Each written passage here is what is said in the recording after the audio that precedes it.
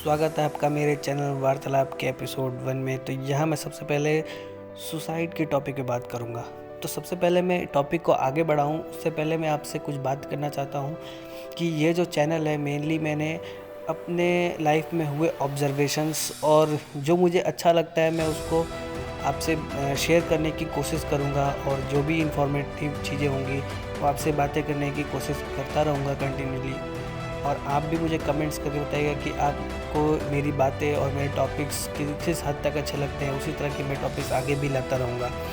और रही बात इंट्रो की, तो इंट्रो में कुछ चीज़ें आपके सामने पहले पेश करना चाहता हूँ कंटिन्यूसली कुछ एपिसोड्स में, जब आपको ये लगे कि हाँ ये जेन्युइन बातें हैं, तभी मैं फिर आपको अपना इंट्रो भी दूँगा।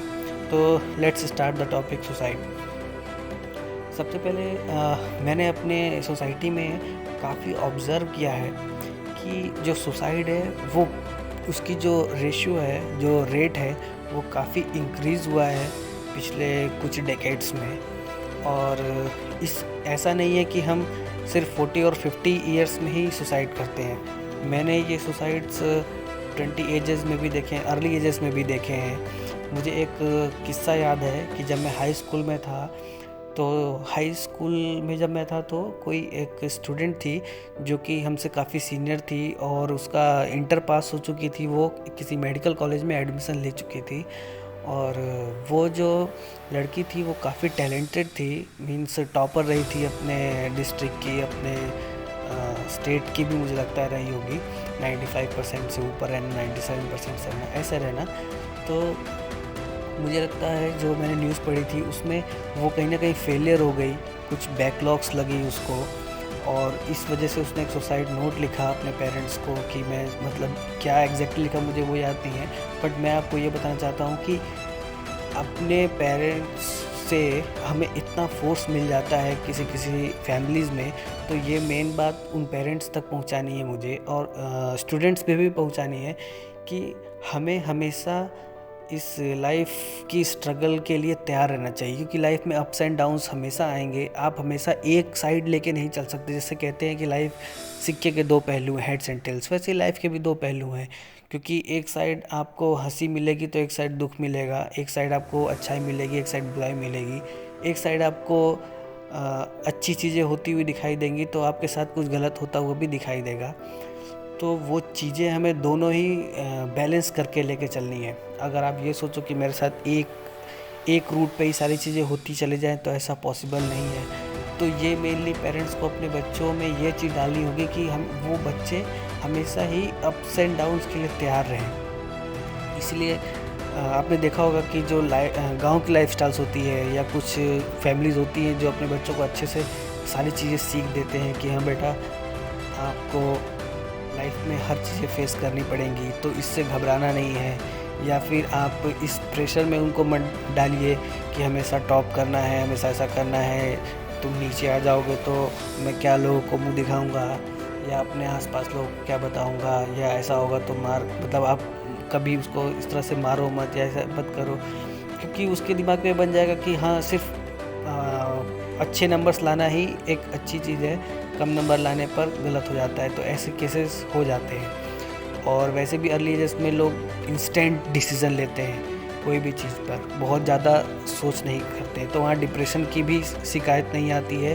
वहाँ बंदा सीधा डिसीज़न लेता है। डिप्रेशन तो आगे चल के आती है, अभी मैं आगे बताता हूँ। तो ये हो गया अर्ली एजेस का, जहाँ पर पेरेंट्स को मेनली अपने बच्चों को हर मोड पे, हर सिचुएशन में कैसे खड़ा होना है वो उसको अर्ली एजेस से स्टार्ट सिखाना शुरू करे, उसको इसका टाइम दे, हर चीज़ें बताए, ताकि वो हर चीज़ के लिए तैयार हो सके, ऐसे डिसीजंस ना ले।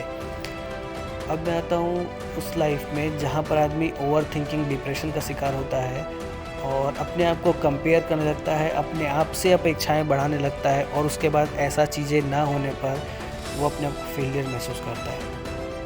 तो ये बात मैं उनसे कहना चाहूँगा कि आप इतना ज़्यादा ओवर थिंकिंग मत करें। जो भी आपके करंट लाइफ में गुजर रहा है, मुझे नहीं मालूम वो जॉब से रिलेटेड है, बिजनेस से रिलेटेड हो सकता है, आपकी पर्सनल लाइफ से रिलेटेड हो सकता है, किसी रिलेशन से हो सकता है, या किसी हेटेड वन से भी हो सकता है, आप किसी को देखना नहीं पसंद कर रहे हो बट अनफॉर्चुनेटली आपको देखना पड़ रहा हो, सुनना पड़ रहा हो। ऐसे बहुत सारी चीज़ें मैंने खुद देखी हैं लाइफ में, ऐसा होता है और लोग इससे परेशान होके सुसाइड कर लेते हैं ओवर थिंकिंग से। कई लोग सुसाइडल नोट लिख के भी जाते हैं, कई लोग नहीं लिख के जाते हैं।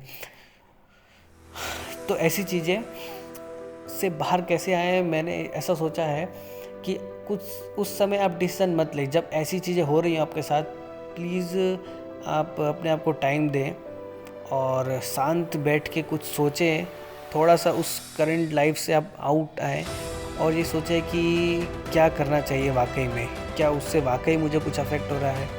और जो हम ये अपेक्षा करने लगते हैं ना अपने आप से कि ऐसा होना चाहिए, ऐसा होना चाहिए और नहीं हो रहा है, ये सबसे बहुत ही डेंजरस चीज़ें हैं।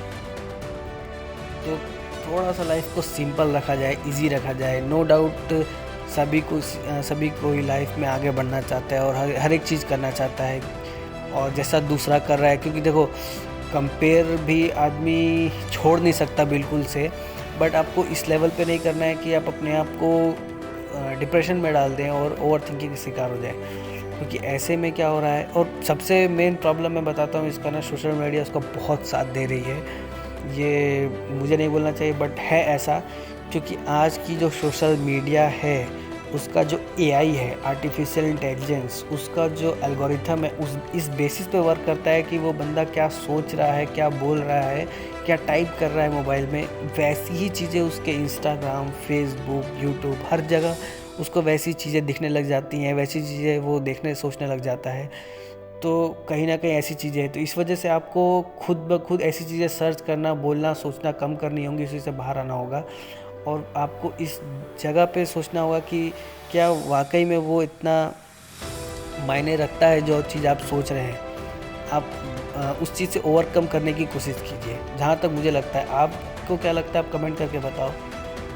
एक अलग फेज़ है जहाँ रिलेशंस को लेके काफ़ी बातें आगे बढ़ जाती हैं और हम वहाँ पर स्टक कर जाते हैं। ये बात बहुत ही ज़्यादा सोचने और समझने वाली है कि हम कैसे अपने एक थॉट को लेके एक लंबे समय तक उस चीज़ पे अटक जाते हैं। एक लिखा गया ना, जैसे आपने सुना होगा कि हम एक जोक पे बार बार नहीं हंस सकते। तो आप एक थॉट को लेके इतनी लंबी कैसे सोच सकते हैं? जहाँ आपके एक दिन में हज़ारों विचार आ रहे हैं, वहाँ पर आप एक विचार को लेके हज़ारों दिन तक आप लेके चल रहे हैं, सैकड़ों दिन लेके चल रहे हैं। तो वहाँ से भी आपको बाहर निकलना होगा। तो ऐसे मैंने अपने सोसाइटी में, अपने आसपास ऑब्ज़र्व किया है कि लोग सुसाइड के रीज़न्स में यही सब चीज़ें सामने आती हैं कि ओवर थिंकिंग हो जाना, डिप्रेशन हो जाना। जो अर्ली एजेस में है वो तो बिना सोचे समझे ही अपने डिसीजन ले लेते हैं। किसी को एक और भी बहुत बड़ी बीमारी है जो कि सेल्फ रिस्पेक्ट किसी की खो जाती है किसी किसी चीज़ को लेके। कैसी सेल्फ रिस्पेक्ट? मालूम है आप भी सोसाइटी में, मैं भी सोसाइटी में हूँ, आपके किसी क्लोज वन ने कुछ ऐसा किया और आपको ऐसा लगता है कि मैं समाज में मुंह दिखाने लायक नहीं हूँ, चार लोग के साथ खड़े होने लायक नहीं हूँ।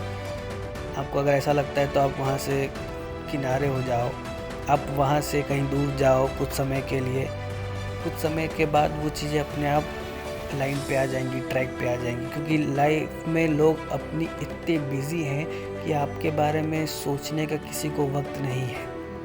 आज के समय पे आपका क्लोज़ रिलेटिव भी आपसे डेली बातें नहीं कर पाता है, आपका क्लोज़ रिलेटिव भी आपको डेली नहीं पूछता है, मंथली नहीं पूछता है। कोई बहुत ही ऐसी ज़रूरत पड़ने पर लोग मिलते हैं। लाइफ इतनी फास्ट हो गई है कि आपके बारे में कोई इतना नहीं सोचेगा। जब आप खुद इतना सोच रहे हो, सामने वाले से पूछ के देखो क्या ऐसा वो सोच रहा है, कोई नहीं इतना सोचेगा। लाइफ बैक टू नॉर्मल हो जाती है हर एक चीज़ काम करने के कुछ महीने, कुछ समय बाद। तो और आप वैसे भी अगर कुछ अच्छा करोगे, कुछ सही करोगे, तो सेल्फ रिस्पेक्ट है वो आपका नहीं खोता है, क्योंकि जब तक आप वैसे काम नहीं करोगे तो नहीं होगा। और अगर आपको ऐसा लगता है कि आपने खुद में ऐसी गलती की है तो आप वहाँ से कहीं और जाओ भाई, रह लो, बट कम से कम अपनी लाइफ पे फुल स्टॉप मत लगाओ, है ना। अपने दिमाग को इतना प्रेशर मत डालो, क्योंकि एक चीज़ कही गई है जो मैं वीडियो अंत करते वक्त मैं आपको बताना चाह रहा हूँ कि अगर आपने लाइफ को स्टॉप कर दिया तो वो एक यूनिवर्सल ट्रूथ है जहाँ पर आपकी लाइफ ख़त्म हो जाएगी। बट अगर आपके साथ कोई ऐसी चीज़ें हो रही हैं, कुछ भी गलत हो रहा है, आपको ऐसा लग रहा है, तो आपको लगता है कि मुझे वहाँ अपनी लाइफ को बंद कर देना चाहिए, अपने विचारों को बंद कर देना चाहिए, तो वो गलत है। क्योंकि जब तक आप जी रहे हो ना, तब तक हर रोज़ एक नया जीवन है आपके पास। आज आपके साथ कुछ हुआ, कल को सुबह उठते ही आपके पास एक नया जीवन है, एक नई सोच के साथ, नया दिन, नया विचार के साथ नए चीज़ें स्टार्ट कर सकते हैं आप। हो सकता है आपको ये सुनने में आसान लगे, आप कहें कि कहने में आसान है, बट करने में ऐसा नहीं है।